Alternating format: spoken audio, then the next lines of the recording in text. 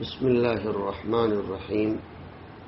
الحمد لله نحمده ونستعينه ونستغفره ونؤمن به ونتوكل عليه ونعوذ بالله من شرور أنفسنا ومن سيئات أعمالنا. من يهده الله فلا مضل له ومن يضلله فلا هادي له ونشهد أن لا إله إلا الله وحده لا شريك له ونشهد أن سيدنا ومولانا محمدا عبده ورسوله صلى الله تبارك وتعالى عليه وعلى آله وأصحابه وبارك وسلم تسليما كثيرا. أما بعد، فإن أصدق الحديث كتاب الله تعالى وخير الهدي هدي محمد صلى الله عليه وسلم وشر الأمور محدثاتها وكل محدثة بدعة وكل بدعة ضلالة وكل ضلالة في النار. اصلاح معاشرہ کا تمام تر دار و مدار اصلاح اخلاق پر ہے، صلاح اخلاق پر ہے، حسن خلق پر ہے. حضرت عائشہ رضی اللہ تعالی عنہا فرماتی ہیں کہ رسول اللہ صلی اللہ علیہ وسلم نے ارشاد فرمایا کہ مومن اپنی خوش خلقی کی بنیاد پر مسلسل روزہ رکھنے اور راتوں کو نماز پڑھنے والے کے مقام و مرتبے کو حاصل کر لیتا ہے. اس حدیث شریف میں مسلسل روزہ رکھنے سے مراد نفل روزے ہیں. رمضان کے روزوں کا تقابل نہیں کیا گیا ہے. بہرحال فرمایا گیا کہ ایک مومن اگر اچھے اخلاق والا ہے تو اپنے اخلاق کے نتیجے میں وہ ایسے شخص کے مقابلے میں آگے بڑھ جاتا ہے جو کنٹینیو نفل روزے رکھتا رہتا ہو، راتوں کو نفل نمازیں پڑھتا رہتا ہو، تب بھی وہ اس مقام پر نہیں پہنچ سکتا جو بلند اخلاق والے انسان کو حاصل ہوتے ہیں. حدیث مبارکہ سے حسن اخلاق کی اہمیت اور فضیلت بالکل واضح ہے. ہر انسان کو اپنے اندر خوش خلقی کی صفات پیدا کرنی چاہیے تاکہ اس مقام و مرتبے کو حاصل کر سکے جس کی رسول اللہ صلی اللہ علیہ وسلم نے اطلاع دی ہے، اور آپ صلی اللہ علیہ وسلم کے قول کی سچائی ہر شک و شبے سے بالاتر اور مافوق ہے. اصل میں یہ رمضان شریف کا مہینہ جہاں روزے اور عبادات کا ہے، تراویح اور تلاوات کا ہے، وہیں اس میں بلند اخلاق پیدا کرنے کی بھی مشق، تاکید اور تلقین کی گئی ہے.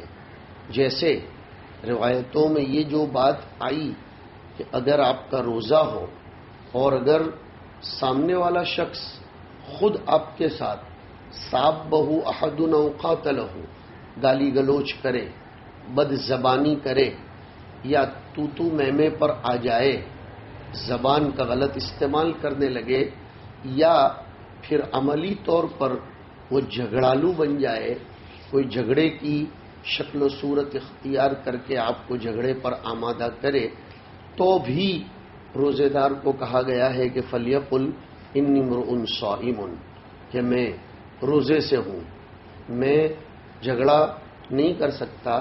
اس روایت ہی کی روشنی میں تو حضرت مولانا علی میاں صاحب رحمۃ اللہ علیہ فرمایا کرتے تھے کہ روزے کا مقصد تقویٰ بتایا گیا ہے، اور تقویٰ مزاج بنانے کا نام ہے. تقویٰ صرف عبادتوں کا نام نہیں ہے. تقویٰ صرف بھوکے رہنے کا اور صرف لمبی تلاوتوں کا نام نہیں ہے. مزاج انسانی یہ شریعت اسلامی کے مطابق بن جائے، اس کا نام تقویٰ ہے، اور اس میں سب سے بڑی چیز اخلاق ہے. اسی لیے ایک روایت میں فرمایا، حضرت ابو درداء رضی اللہ تعالیٰ عنہ فرماتے ہیں کہ نبی کریم صلی اللہ علیہ وسلم نے ارشاد فرمایا کوئی چیز قیامت کے دن عمل کے ترازو میں اچھے اخلاق سے زیادہ وزنی نہیں ہوگی. سب سے زیادہ وزندار چیز اگر قیامت کے دن اعمال تولے جائیں گے اس ترازو میں ہوگی تو نہ تہجد ہوگی، نہ روزہ ہوگا، نہ تلاوتیں ہوں گی، نہ کوئی اور چیز ہوگی. سب سے بلند چیز اگر کوئی ہوگی تو وہ انسان کے بلند اخلاق، حسن خلق. حسن خلق میں آتا ہے کہ برا سلوک کرنے والوں کے ساتھ اچھا سلوک کیا جائے، ان کی برائی کا بدلہ برائی سے نہ دیا جائے بلکہ ادفع باللتی ہی احسن، اور سیئہ کا بدلہ حسنہ سے دیا جائے. اچھے اعمال، اچھے اقوال اور اچھے احوال یہ سب اس میں داخل ہے.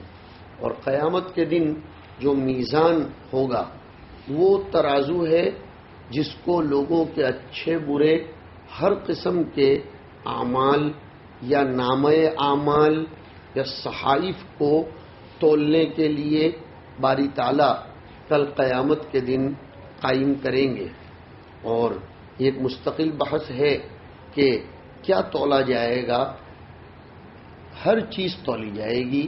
انسان کے اعمال تولے جائیں گے، اور تولے جانے کے لیے ضروری نہیں ہے کہ اس کا جسم ہو اور خارج میں اس کی کوئی ہیئت اور شکل و صورت ہو، جیسے کہ ہم لوگ بخار کو اور پانی کی رفتار کو، ہواؤں کی رفتار کو، گاڑی کی رفتار اور اسپیڈ کو دیکھ لیتے ہیں، تول لیتے ہیں. درجہ حرارت آج کل ناپا جاتا ہے جبکہ خارج میں اس کی کوئی شکل و صورت نہیں ہوتی، پھر بھی بولتے ہیں کہ 42 ڈگری ہے، 40 ڈگری ہے، 12 ڈگری ہے، پلس ہے یا مائنس ہے. اللہ تعالیٰ قیامت کے دن اعمال ہی کو تول لے گا. بہت سے علماء نے فرمایا اعمال جن صحیفوں میں اور جن ناموں میں لکھے جاتے ہیں وہ صحیفوں کو تولا جائے گا، اور بہت سے لوگ کہتے ہیں خود عمل کرنے والے کو تولا جائے گا. بہرحال اللہ کی ذات سے کوئی چیز مستبعد نہیں ہے. ان اللہ علی کل شیء قدیر. اللہ تعالی ہر چیز کے اوپر قادر ہے. وہ جس چیز کو بھی تولنا چاہے اس کو تول سکتا ہے. تو یہ ارشاد فرمایا گیا کہ قیامت کے دن اچھے برے ہر قسم کے اعمال یا نامہ اعمال کو تولنے کے لیے باری تعالی ایک میزان قائم کریں گے. وَنَضَعُ الْمَوَازِينَ الْقِسْطَ لِيَوْمِ الْقِيَامَةِ فَأَمَّا مَنْ ثَقُلَتْ مَوَازِينُهُ فَهُوَ فِي عِيشَةٍ رَاضِيَةٍ. تو حدیث شریف میں یہ فرمایا گیا کہ وہ افعال اور معاملات جو اچھے اخلاق کے ساتھ کیے جائیں، خوش خلقی کے ساتھ کیے جائیں، چاہے اپنوں کے ساتھ ہوں چاہے پرایوں کے ساتھ ہوں، اقارب یا اجانب کے ساتھ ہوں، لیکن یہ سب میزان عمل میں، پلڑے میں، ترازو میں تمام اعمال کے مقابلے میں سب سے زیادہ وزنی ہوں گے، اور ان پر سب سے زیادہ اجر و ثواب عنایت فرمایا جائے گا. آج ہماری زندگیوں میں سب سے زیادہ کمی انہی اچھے اخلاق کی ہے. آدمی اعمال میں تو آگے بڑھ جاتا ہے لیکن اپنے احوال، اخلاق اور معاملات میں اس کو خوب سمجھنے اور سنبھلنے کی ضرورت ہے. اس کو عملی طور پر حضور اکرم صلی اللہ علیہ وسلم ایک روایت میں عجیب طور پر ارشاد فرماتے ہیں کہ میں اس شخص کے لیے جنت کے ارد گرد، جنت کے کناروں پر، جنت کے اطراف میں ایک پیلیس اور ایک محل کی ضمانت دیتا ہوں اور گارنٹی دیتا ہوں اس شخص کے لیے جو جھگڑنے سے دستبردار ہو جائے، چاہے وہ حق پر ہو، حق پر ہونے کے باوجود وہ جھگڑتا نہیں ہے تو وہ مصالحت کر لیتا ہے، خاموشی اختیار کر لیتا ہے اور جھگڑنے کی نوبت نہیں لاتا. تو ایسے شخص کے لیے میں جنت کے اطراف میں کناروں پر ایک محل کی اور ایک پیلیس کی ضمانت لیتا ہوں اگرچہ وہ حق پر ہے. اور آگے فرمایا جنت کے بیچوں بیچ ایک محل کی ضمانت لیتا ہوں اس شخص کے لیے جو بطور مذاق بھی جھوٹ نہ بولے. اور اب آ رہی ہے اصل بات کہ جنت کے اعلی حصے میں بالکنی میں اپر کلاس میں ایک محل کی ضمانت لیتا ہوں خوش خلقی اور اچھے اخلاق اختیار کرنے والے کے لیے. جنت میں الگ الگ درجات ہوں گے. قرآن شریف سے بھی یہ بات ثابت ہے. اللہ تبارک و تعالی نے جیسے دنیا میں انسانوں کی زندگی بسر کرنے کے لیے جو اسباب و آلات اور ان کی آرائش اور ان کی رہائش کے لیے الگ الگ درجات الگ الگ معایر عنایت فرمائے ہیں، ویسے جنت میں بھی اعمال کے اعتبار سے، انسان کے اخلاص کے اعتبار سے، انسان کے تعلق مع اللہ کے اعتبار سے، محبت الہیہ کے اعتبار سے، اتباع سنت نبویہ کے اعتبار سے، دوام ذکر اور مراقبے کے اعتبار سے، متابعت رسول علیہ الصلاۃ والسلام کے اعتبار سے اللہ تعالیٰ نے درجات طے فرمائے ہیں. اور وہ درجات گریڈ کے اعتبار سے دیے جائیں گے. جیسے جنت کے بارے میں بھی تو الگ الگ نام آئے ہیں. جنت عدن ہے، جنت النعیم ہے، جنت الفردوس ہے، مطلق جنت ہے، جنت المقیم ہے. تو یہ جنتوں میں درجات کے اعتبار سے نام رکھے گئے ہیں. دنیا میں بھی ہوتا ہے، بہت سے لوگ مکان بناتے ہیں، ان سے اچھا کچھ لوگ بناتے، اس سے اوپر کا ہوتا ہے. اگرچہ فی نفسی ہی مکان تو سب کے ہی اچھے ہیں، تو جنت فی نفسی ہی سب کی اچھی ہے، لیکن اللہ رب العزت نے قیامت میں درجات رکھے ہیں.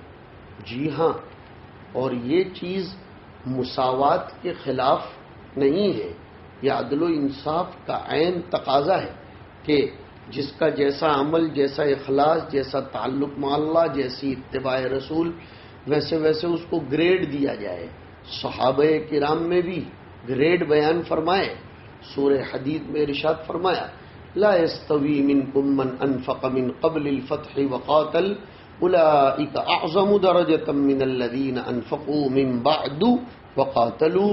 یہ الگ بات ہے کہ وَكُلًّا وَعَدَ اللَّهُ الْحُسْنَى، کہ فتح مکہ سے پہلے، اسلامی فتوحات کا سلسلہ جاری ہونے سے پہلے، نبی کی ایسے حالات میں جنہوں نے مدد کی، معاذرت، حمایت اور تعاون کیا، جن حالات میں نبی بے کس اور بے سہارا تھے اور لوگوں کا اتنا ہجوم نبی کے آزو بازو نہیں تھا، اسلام کو سخت ضرورت تھی امداد کی، معاونت کی، افراد کی، افواج کی، اشخاص کی. ایسے موقع پر جس نے ہمارے نبی کی مدد کی، تعاون کیا، انفاق کیا، تو ایسے لوگوں کا درجہ ان لوگوں کے مقابلے میں بہت زیادہ بڑھا ہوا ہے جنہوں نے فتح مکہ کے بعد اسلام کی مدد کی. اس سے ایک بات سمجھ میں آتی ہے کہ مدد کرنے میں ضرورت کو معیار بنایا جاتا ہے. زیادہ ضرورت مند کو یا ضرورت میں جو آدمی زیادہ سپڑا ہوا ہو، جس کی ضرورت شدید ہو، ایسے شخص کو مدد کر دینا یہ زیادہ ثواب رکھتا ہے بنسبت ایسے شخص کو جس کو مدد کی زیادہ ضرورت نہ ہو. ایک شخص وہ ہے جو بھوکے مر رہا ہے اور اس کی زندگی خطرے میں پڑی ہوئی ہے اور اس کے پاس اپنے سد رمق کے لیے، سانس بچانے کے لیے اور زندگی بچانے کے لیے کوئی سامان میسر نہیں ہے. ایسے شخص کو آپ دال روٹی کھلا دو تو اس کا ثواب زیادہ ہے بنسبت اس شخص کے جو آدمی اپنے پاس بقدر ضرورت تو سامان رکھتا ہے، اس کے پاس انتظام ہے، بس اب آپ ایسے آدمی کو اگر بکرے کا گوشت بھی کھلا دو زعفران ڈال کر تو بھی خرچہ زیادہ کرنے کے باوجود وہ ثواب نہیں ملے گا جو ضرورت کے موقع پر، ضرورت کے زمانے میں ضرورت مند شخص کی امداد کرنے پر ملتا ہے۔ یہی تو فلسفہ ہے کہ رمضان شریف میں روزہ افطار کرانے کا ثواب بہت زیادہ بتایا گیا۔ روایتوں میں جو پانی کا یا شربت کا ایک قطرہ پلانے کی فضیلت آئی روزے دار کو، وہ اسی بنیاد پر کہ روزے کی حالت میں انسان سخت مصیبت، سخت پیاس اور تشنگی کی حالت میں ہوتا ہے۔ ایسے موقع پر اس کی خدمت کر دینا، اس کو پانی کا نظام کر دینا، اس کو لسی پلا دینا، اس کا ثواب زیادہ ہے بنسبت تراویح کے بعد کی جانے والی دعوت کے۔ اس کا بھی اہتمام کرنا چاہیے، اور معاشرے میں اس پہلو کی طرف بھی توجہ ہم دلا دیں کہ ابھی لاک ڈاؤن کے زمانے میں اگر ہم گھروں پر بلا کر لوگوں کو افطاری نہیں کروا سکتے تو افطار کا سامان، کچا سامان، رو مٹیریل ہمیں مستحقین تک، غرباء اور مساکین تک شربت، کھجور، دال، چاول، آٹا، چنے کا آٹا، جس کے ذریعے اس کا رمضان اچھی طرح ہو سکے، ایسا سامان ہمیں پہنچانا چاہیے۔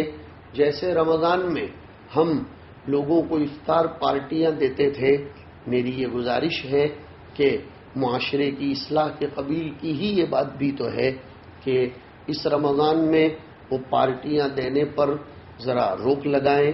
گورنمنٹ کے قانون کے خلاف ہے، حفظان صحت کے رول کے خلاف ہے، لیکن وہ جو پیسہ ہم خرچ کرتے تھے، اصل امتحان و آزمائش یہی تو ہے کہ کوئی دیکھتا نہ ہو اور ہم اتنا خرچہ کسی کو سامان پہنچانے کے لیے کر دیں۔ افطار پارٹی میں فوٹو کھنچوانا، پھر اخبار میں دینا، گاؤں میں شور شرابہ ہونا اور لوگوں میں واہ واہ ہونا، اس کے لیے تو آدمی کچھ بھی دھم پچھاڑے اور اودھم مچا کر افطار پارٹیوں میں 100، 200، 50، 25 لوگوں کو کھلاتا تھا، اور نہ جانے کتنی ڈشز تیار کر کے یا کروا کر لوگوں کو کھلاتا تھا۔ یہ حالات ہم سے اس بات کا تقاضا کرتے ہیں کہ ہم غریبوں کی رعایت کریں، ان کو روزے اور سحری کا سامان رو مٹیریل کی شکل میں یا جیسے بھی حالات اور مصلحتیں اور گورنمنٹ کی اجازت ہو اس طریقے سے پہنچائیں، تو شاید گھر پر بلا کر روزہ چھڑوانے کے مقابلے میں بھی اس کا ثواب زیادہ ملے گا۔ بہرحال بات یہ چل رہی تھی کہ جنت کے درجات ہیں، اللہ رب العزت نے جنت میں الگ الگ گریڈز، الگ الگ درجات مقرر کیے ہیں۔ یہ بات اور بھی ایک آیت میں ہے، لا يستوي القاعدون من المؤمنین غیر اولی الضرر والمجاہدون فی سبیل اللہ، اور اس طریقے سے بہت سی جگہوں پر بتایا گیا کہ کچھ لوگ جنات النعیم میں ہوں گے تو کچھ لوگ جنات الفردوس میں ہوں گے۔ فی نفسی جنت بہت اعلیٰ نعمت ہے، لیکن انسان کے اخلاص اور اس کے اخلاق کے بقدر اس کو درجات اور گریڈز دیے جائیں گے۔ جیسے کہ حافظ قرآن کی فضیلت کے سلسلے میں وارد شدہ روایت میں بھی جنت کے درجات کی طرف اشارہ ہے۔ وہی بات اس حدیث شریف میں نبی کریم صلی اللہ علیہ وسلم ارشاد فرماتے ہیں کہ جنت کو اس حدیث کی روایت کے بموجب 3 درجات میں ہم تقسیم کریں گے۔ ایک میں فرمایا حضور نے کہ جو آدمی حق پر ہونے کے باوجود جھگڑنے کو ترک کر دے اور اپنے حق سے دستبردار ہو جائے، اس کو چھوڑ دے، تو یہ بہت بڑے درجے کی نیکی، بڑی ہمت و مردانگی کا کام ہے۔ وما يلقاها الا الذين صبروا وما يلقاها الا ذو حظ عظیم۔ اصل میں انسان کی ناک کا جب مسئلہ آتا ہے، آج کل تو لوگ باطل پر ہونے کے باوجود دستبردار نہیں ہوتے کہ میرا تو میرا ہے لیکن تیرا بھی میرا ہو جائے۔ حدیث کے لفظ پر غور کرنے کی بہت شدید ضرورت ہے کہ حق ہمارا ہے، ہم حق پر ہیں، دلائل، ڈاکیومنٹس، شواہد، قرائن سب کچھ اس پر دلالت کرتے ہیں کہ ہم حق پر ہیں اور حق ہمارا ہے۔ اس کے باوجود ہم اس حق سے دستبردار ہو جاتے ہیں، جھگڑے کو پسند نہیں کرتے اور جھگڑے کی طرف اپنی طبیعت کو مائل نہیں کرتے. تو حضور نے گارنٹی لی ہے جس گارنٹی میں کوئی دو رائے نہیں ہو سکتی، کہ حضور نے فرمایا میں جنت کے اطراف میں اور اس کے کناروں پر اس کو ایک محل دلاؤں گا. دوسری زبردست تربیت فرمائی کہ میں جنت کے بیچ میں ایک محل دلاؤں گا اس شخص کو جو مذاق پر ہونے کے باوجود مذاق کی شکل میں بھی جھوٹ نہ بولتا ہو. مذاق کرنا جائز ہے، لیکن میں آپ کو بتاؤں مذاق اور مزاح دونوں کے درمیان فرق ہے. کسی کو نیچا بتانے کے لیے، کسی کو حقیر جتانے کے لیے، کسی کی اڑانے کے لیے، کسی کو ٹارگٹ کرنے کے لیے، کسی کو ہدف بنانے کے لیے مجمع کے بیچ میں اس کی اڑانا اور پھر اس کو مذاق کا نام دینا، یہ تو حرام ہے. اس لیے کہ شریعت کا ایک اصول ہے، اس کو یاد رکھا جائے، الامور بمقاصدها.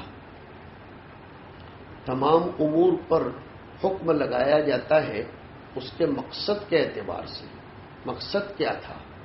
آپ شکل و صورت تو دل لگی کی بنا رہے ہو، خوش کرنے اور خوش ہونے کی بنا رہے ہو، ساتھیوں کے درمیان ذرا موڈ فریش کرنے کا عنوان اور نام دیا جا رہا ہے، لیکن مقصد کسی کی اڑانا اور کسی کو دل برداشتہ کرنا، کسی کو نیچا دکھانا، مجمع میں اس کی تحقیر ہے، تو پھر ایسا مذاق اگرچہ نام مزاح کا ہو یہ جائز نہیں ہے.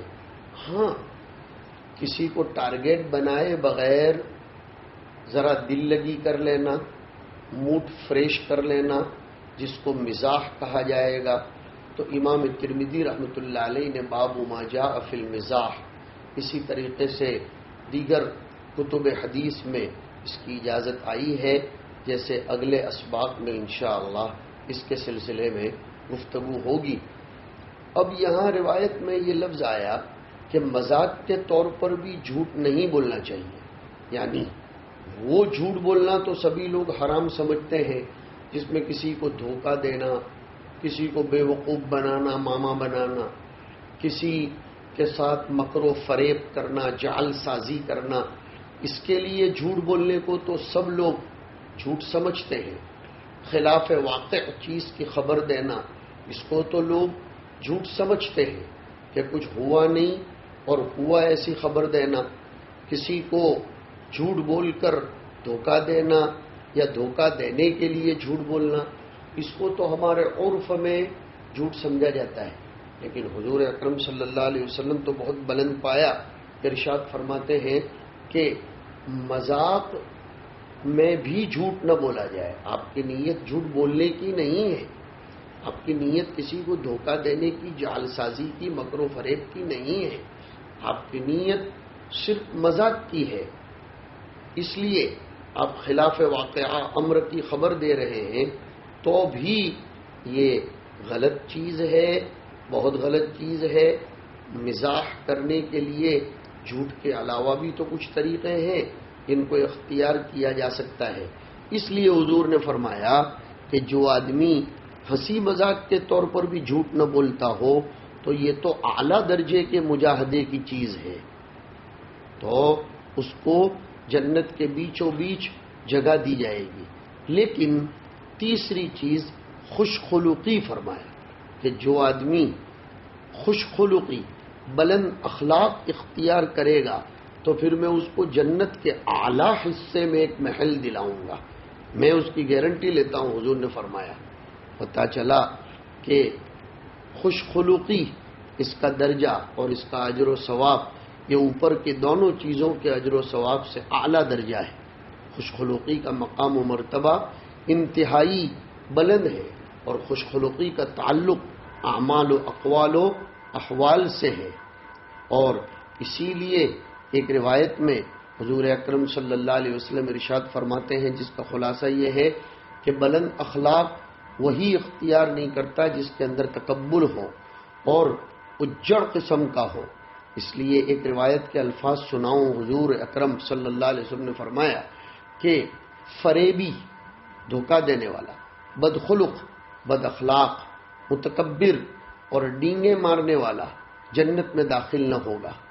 فریب دینے والا، تکبر سے چلنے والا، بد اخلاق، بیہودہ چلانے والا، بہت کھانے والا، حرام مال کھا کھا کر موٹا ہونے والا اور ڈینگے مارنے والا، بڑائیاں ہانکنے والا، دوسروں کے سامنے اپنی مالداری وغیرہ کے دعوے کرنے والا، دوسروں کے سامنے اپنے علم کے، اپنی تحقیقات کے خواہ مخواہ کے لیے دعوے کر کے ڈینگے مارنے والا، حالانکہ اس کو الف کا نام بھالا نہیں آتا، دوسروں کے سامنے اپنی زمینوں، جائیداد اور جاگیروں کے خواہ مخواہ دعوے کرنے والا، حالانکہ وہ قلاش اور فقیر ہے، یہ تمام صفات چونکہ ایمان کے منافی ہیں، اس لیے حضور صلی اللہ علیہ وسلم نے فرمایا کہ ان صفات کا حامل جنت میں داخل نہ ہوگا۔